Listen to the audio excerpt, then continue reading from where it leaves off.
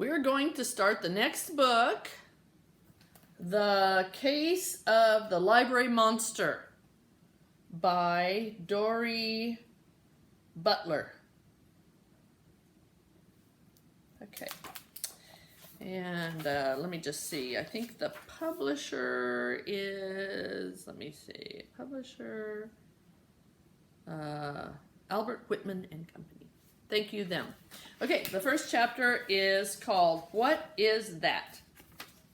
You know, those review a little bit about who everybody is and stuff. Okay, hello, my name is Buddy and I'm a therapy dog. That means I get to go to school with, who? Mom and Connor every day. I lie down on a pillow in Mom's office or here in the library and people come and pet me all day long. I love being a therapy dog. It's a very important job, actually, it says. I'm not just a therapy dog, though. I'm also a detective. A detective is someone who solves mysteries. There are a lot of mysteries to solve around a school. Right now, I'm working on a case I call The Case of the Four Lakes Elementary School Ghost. I don't know if there's really a ghost in this school. I don't even know if I believe in ghosts. Connor believes in ghosts. Connor is my human. He says a girl named Agatha went to school here a long time ago. She got burned in a fire, and now her ghost haunts the school. Here are some reasons I think there could be a ghost here. I've seen doors close all by themselves. I've felt cold air ripple through my fur.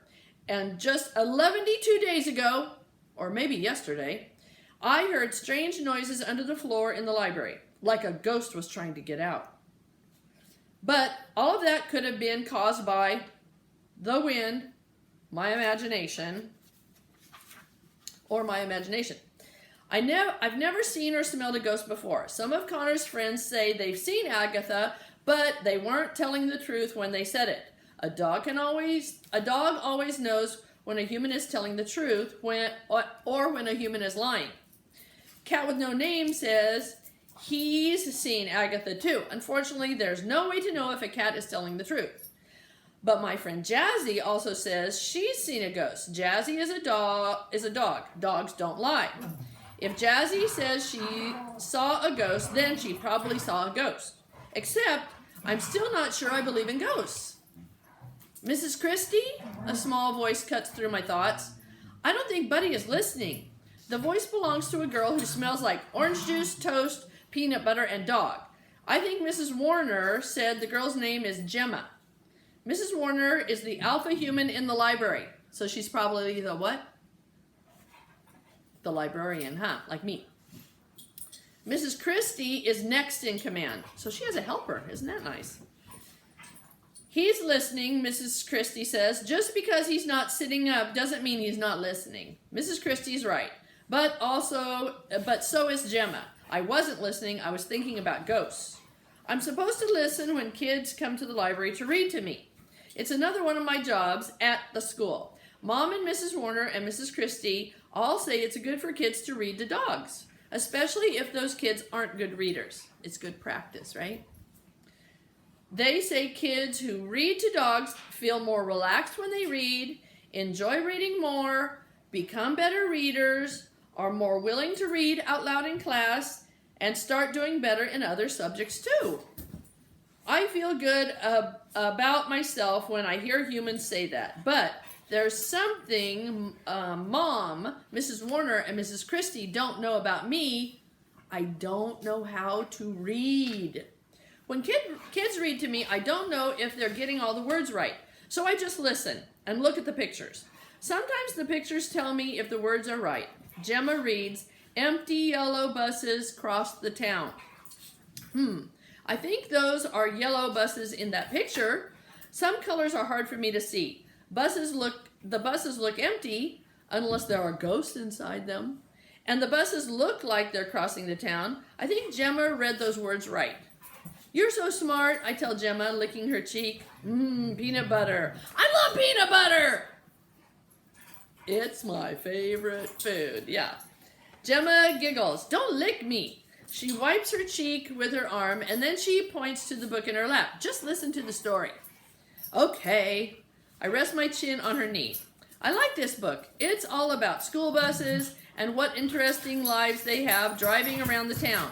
Going this way, going that way. It would be fun to be a school bus, I think. All of a sudden, I hear a strange rustling sound. It's coming from those bookshelves over there. I raise my head and watch as a book on the bottom shelf slowly slides out of place. Then the book next to it slides out too. Those books are moving by themselves? Maybe there's really a ghost in this school. Sniff, sniff, sniff. There's a strange smell coming from those shelves, something I've never smelled before. Is this what ghosts smell like? Okay, Gemma, Mrs. Christie says to the girl who's reading to me, it's time to go back to your class. Aww, Gemma groans. Can't I stay a little longer? I'm almost done with my book. I'm sorry, Mrs. Christie says. We have a special visitor coming this morning, so we need to stop. Who's the special visitor? Gemma asks. Bob, the reptile guy. Mrs. Christie replies. He'll be here in any minute, so I have to help Mrs. Warner set up for his visit, and Buddy needs to go back to Mrs. Keene's office. Yes, but before I go back to the office, I need to find out if there's a ghost hiding in those bookshelves. Gemma closes her book. Can I do a trick with Buddy before I go? A quick one, Mrs. Christie says. Why don't you give him a high five? I lift my paw and high five Gemma. Then I yank my leash out of Mrs. Christie's grip and hightail it over to the bookshelves, my leash dragging behind me. Sniff, sniff, sniff. Whatever is over there, it's on the bottom shelf behind all those books. I paw at the books until they drop to the floor and whoa! That's not a ghost hiding in there. It's a monster! A strange, creepy looking monster. Dun, dun, dun. Okay, tomorrow the next chapter called Busted. Okay, I wonder what that's going to be about.